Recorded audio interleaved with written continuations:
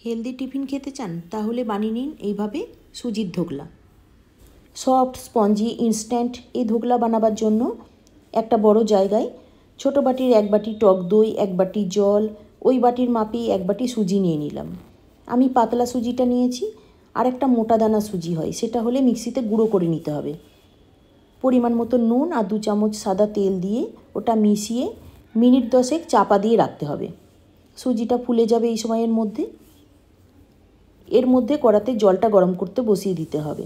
10 minute পর একটা ইনোর packet অল্প জল দিয়ে মিশিয়ে তেল ব্রাশ করার থালায় ঢেলে মিনিট 15 ভাপানোর জন্য বসিয়ে দিতে হবে। তারপর কাঠির সাহায্যে দেখে নিতে হবে হয়ে গেছে কিনা। কাঠির গায়ে না লাগলে হয়ে গেছে। এবার চাটনির জন্য একটা মিক্সিং জারে ভাজা বাদাম, নারকেল, রসুন, 1 চামচ তিল, কাঁচা লঙ্কা, নুন, লেবুর রস আর অল্প জল দিয়ে ব্লেন্ড করে নিতে হবে। ফোড়নের জন্য তেলের মধ্যে সর্ষে, শুকনো লঙ্কা, কারি পাতা, সাদা তিল দিতে হবে।